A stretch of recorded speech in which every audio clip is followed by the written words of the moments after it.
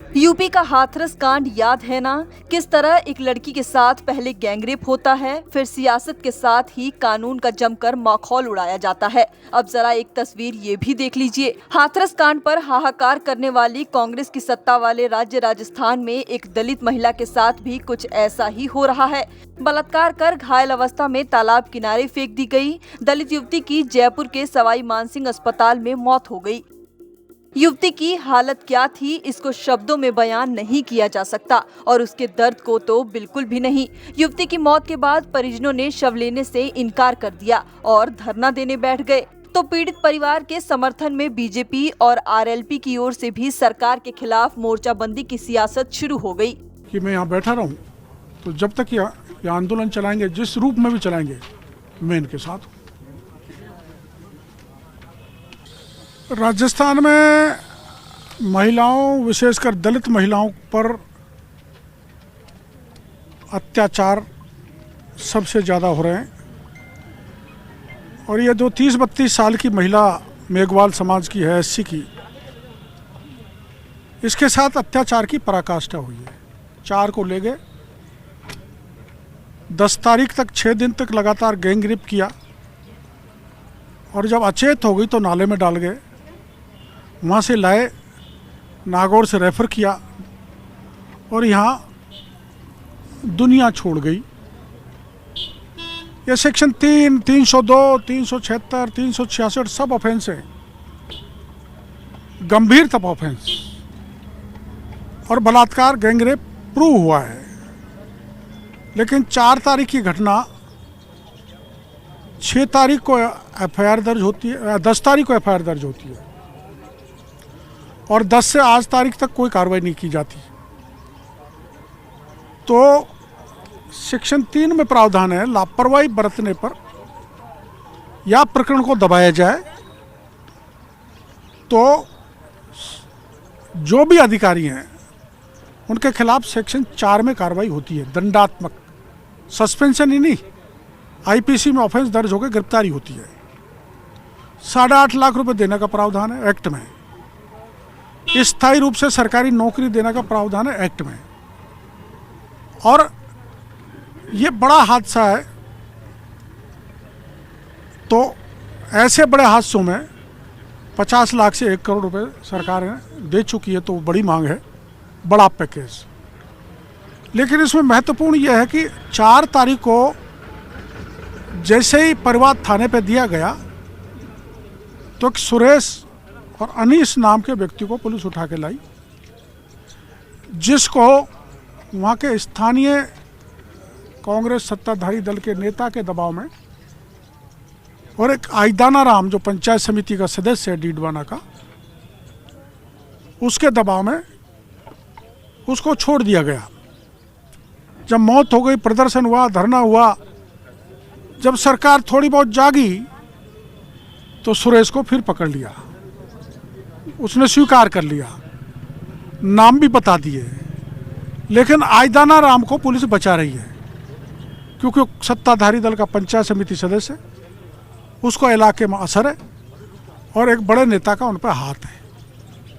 तो वो वैसे भी षड्यंत्रकारी है क्योंकि अपराधी जिन्होंने अपराध किया उनको छुड़ा के ले गया, तो 120 का मुलजिम भी बनता है। तो उसको गिरफ्तार की जाए, सख्ती से उससे पूछताछ की जाए। वो वहाँ अनैतिक कार्रवाई कराता है, पता नहीं कितनी युवतियों, कितनी महिलाओं की ज़िंदगी खराब कर चुका है। वहाँ एक रैकेट चल रहा है, उसका खुलासा किया जाए। और ये नरेंद्र जाखड़ को पुलिस कह रही है उसने लापरवाही बरती इसलिए उसको सस्पेंड कर दिया। तो लापरवाही तो डीवाईएसपी डिडवाना ने भी बरती है, एडिशनल एसपी डिडवाना भी बरती है, उनको भी सस्पेंड किया जाए और उनके खिलाफ प्रकरण दर्ज कर मामला बनता है, उन्हें भी गिरफ्तार किया जाए। देश में कानून का राज है, उसमें डिस्क्रिमिनेशन नहीं होना चाहिए। बड़े व्यक्ति की बेटी के गैंगरेप हो जाए, उसके पुलिस अधिकारी पकड़े जाएं, सस्पेंड हों, और एक मेघवाल दलित बेटी है, उसके लिए इन बड़े पुलिस के अफसरों को, नेताओं को बचाया जाए, ये बर्दाश्त करने लायक नहीं है। यहाँ दलित समाज के प्रदेश भर के प्रमुख लोग उपस्थित हैं उनकी मांग है, एक मांग पत्र आप उनसे और बयान ले लो, वो मांग पूरी होनी चाहिए। और उन्होंने निर्णय किया है जब तक इसका दोबारा पोस्टमार्टम होकर वीडियोग्राफी नहीं हो और हमारी मांग पूरी नहीं हो तब तक हम हटने वाले हैं नहीं हैं। तो उन्होंने मेरे को भी कहा है कि आप तब तक यहीं रहें जब तक हमारी मांग पूरी नहीं हो।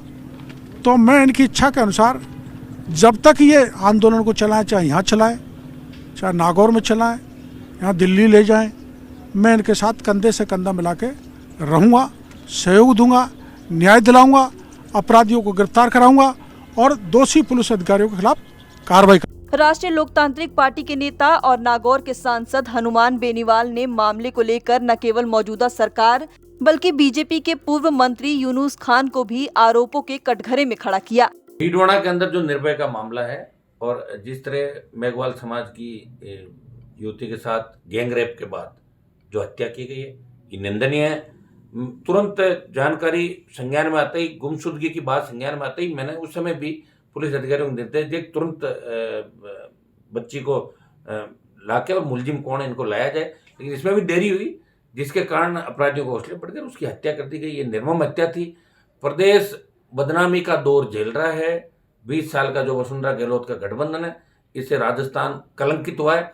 और डीडवाना के अंदर एक नई कहानी आई है कि 2 आरोपियों को आनंद फान में पुलिस ने पकड़ा। पुलिस को जानकारी थी पूरे मामले की। इसमें कई आरोपी और है जो डीडवाना के पूर्व मंत्री, भारतीय जनता पार्टी की सरकार में जो पूर्व मंत्री थे, वसुंधरा खास थे, वो अपराधियों को बचाने के लिए मुख्यमंत्री के यहाँ बात करते हैं और वर्तमान नेता भी अपराधियों को बचा रहे हैं।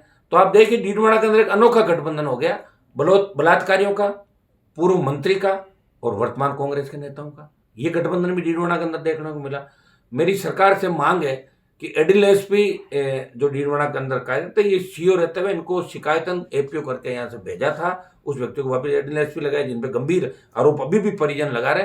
परिवार को मुआवजा दिया जाए, इस मामले की उच्च स्तरीय जांच और पुलिस का इन्वॉल्वमेंट, जैसे भावंडा के अंदर हत्या के अंदर था, चाहे डीडवाना के अंदर था, पुलिस का इन्वॉल्वमेंट जहाँ भी हो, डीजीपी से मैंने बात करी, डीजीपी साहब को गंभीरता से इस मामले को लेके और पुलिस अधिकारियों को भी हटाना चाहिए और इस पीड़ित परिवार को न्याय दिलाना चाहिए। आवश्यकता पड़ी तो राष्ट्रीय लोकतांत्रिक पार्टी भी आंदोलन के अंदर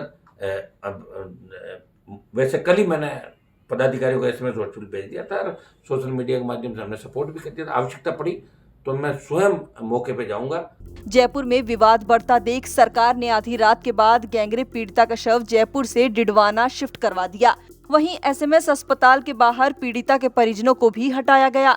पीड़िता की बॉडी को बांगड़ अस्पताल के मोर्चरी में शिफ्ट कर दिया गया। उपखंड अधिकारी कार्तिक मीणा और सीईओ गोमराम की मौजूदगी में बॉडी मोर्चरी में रखी गई। वहीं अस्पताल में भारी पुलिस बल तैनात है। इंसानों की हैवानियत के सामने पीड़िता दम तोड़ चुकी है। वहीं आरोप और बचाव में कहीं न कहीं कानून और इंसानियत दम तोड़ती दिख रही है।